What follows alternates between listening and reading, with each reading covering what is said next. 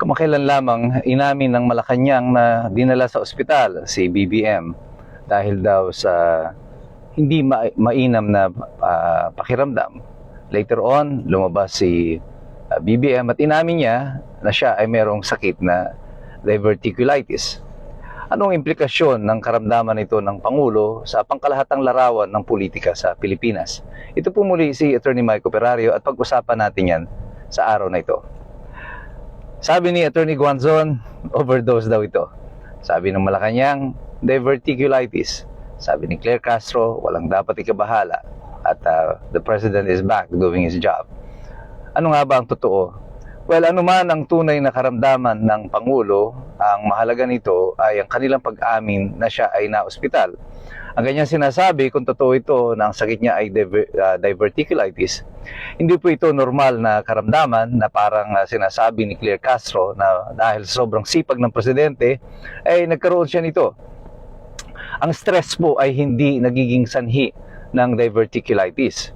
Ito ay isang sakit na kung saan nagkakaroon ng pamamaga o nagkakaroon ng mga bukol ang iyong bituka at nagiging mahirap sa iyo ang pagdumi. Ito po yung discomfort na sinasabi ni Claire Castro. Hindi po ito parang sipon o ubo na parang na-acquire mo lang kahapon at after 3 days ay wala na. This is a disease that is cumulative in its effect. Pangmatagalan po ito at ang tangi lamang pong nagiging solusyon dito ay isang operasyon.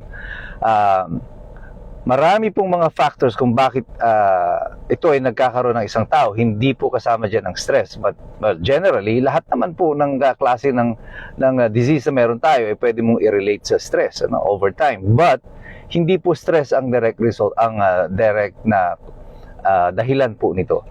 Ang diverticulitis po ay nakukuha dahil sa iyong genetics or di kaya ay sa iyong lifestyle, sa diet, sa mga drugs na iniinom mo or ini-intake mo.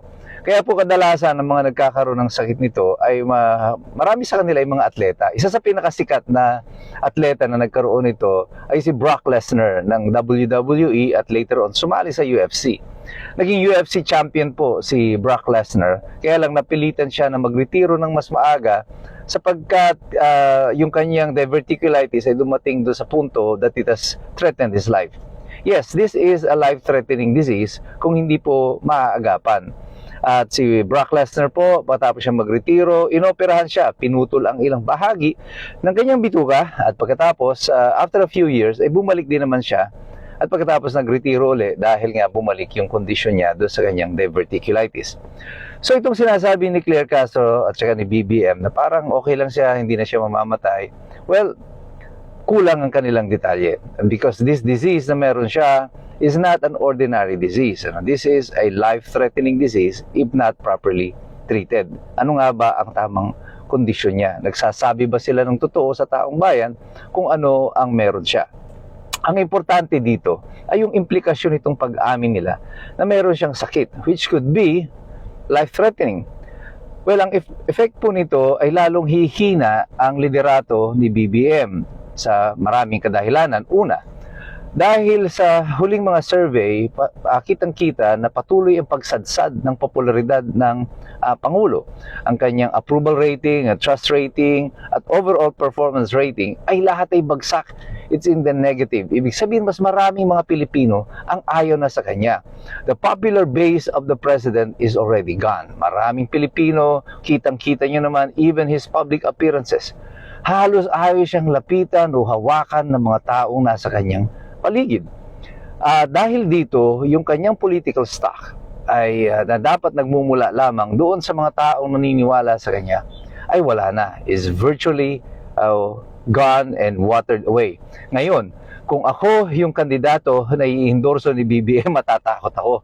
Kasi baka ang pag-endorso ni BBM ay magiging kiss of death. Ito ang dahilan kung bakit ang administrasyon wala pa po silang mapisil na magiging successor niya. Sapagkat tila walang mga politiko ang nais na magmana ng legasiya na iiwan ni BBM. At kung sila ang i-endorse ni BBM, mas malamang matalo pa sila. Ganyan-ganyan nangyari dito sa mga senador. ng administrasyon. Dahil sa mga endorsement ni BBM, ay lalo pang nagkatalo. At yung iba nga noon, nasa gitna ng kampanya, parang gusto na nga daw na huwag nang palabasin si BBM sa kanilang mga kampanya. At tama naman po sila. Ikalawa na dahilan ng kanyang paghina ay itong kanyang physical na kondisyon. Kung ang kanyang mga kapanalig ngayon ay naniniwala na si BBM ay may malubhang karamdaman, which is life-threatening, they know that their position is also threatened. Kasi pag namatay si BBM o mawala siya o mapilit siya mag-resign dahil sa kanyang karamdaman, si Sara Duterte ang papalit. At ngayon, tinitimbang na nitong mga politiko kasi kung si Sara Duterte ay uupo at mawala si BBM within 2026, ay hindi pa nila na-i-impeach si Sara Duterte, they will all be in trouble. So right now, everyone is posturing kung paano sila tatalon sa partido nila Sara Duterte. Baka mapaaga magpahayag sila ng mga suporta dito sa administrasyon ni Sara kasi very uncertain ang future nila with BBM. Wala po itong pinag-iba in the animal kingdom, kagaya po sa mga leon, even sa mga chimpanzees o sa gorilla, mga gorilla. Kapag ang alpha male, sa mga leon, yung the king, the lion king, the leader of the pride, ay nagpakita na ng kanyang kahinaan, other lions begin to challenge yung leon na yun, and eventually they are ousted. So the alliances in the pride or in the group also changes yung dynamics na yan. At wala pong pinag-iba yan sa politika natin sa Pilipinas. Ang alliances po ngayon, with this uncertainty in the administration, it is now changing. It is moving. It is shifting. And another thing that we must consider here is history. Sabi ko sa inyo noon, tila parang inuulit ang kasaysayan. Alam nyo, nung bago bumaba si Ferdinand Marcos noong 1986, umuugong na noon ang balita na mayroon siyang karamdaman. At para patunayan na wala siyang sakit, ang ginawa noon ni Ferdinand Marcos, yung tatay ni Bongbong, ay naghubad siya in camera, pinakita yung kanyang katawan, nagfe-flex. Very weird ang itsura, hanapin nyo yan, makikita nyo yan sa YouTube. Nagfe-flex siya kahit matanda na siya. At tila ba nagsa-shadow boxing pa. This is all intended to prove na wala siyang sakit. But when he was ousted in 1986, nakita nila sa loob ng Malacanang mayroong sariling dialysis machine, si Ferdinand Marcos. At ang malinaw noon, itinago niya talaga yung kanyang karamdaman. And hindi po malayo ngayon na pati ang administrasyon ni Bongbong Marcos ay tinatago din ng kanyang totoong karamdaman. History repeating itself. Parehong-pareho, 40 years apart. Today, when Marcos was ousted, he was 68 years old. Today, Bongbong is also 68, turning 68 years old.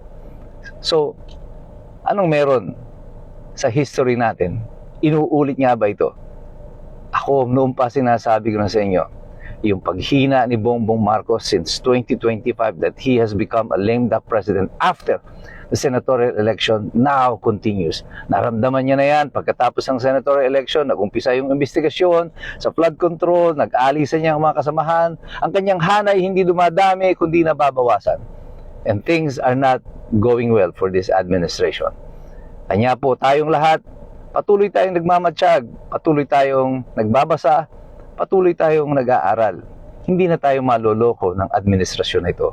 Nagbabantay tayo, nag-aaral sapagkat alam natin, mahirap makialam ang taong walang alam. God bless you. God bless us all. Mabuhay ang Republika ng Pilipinas.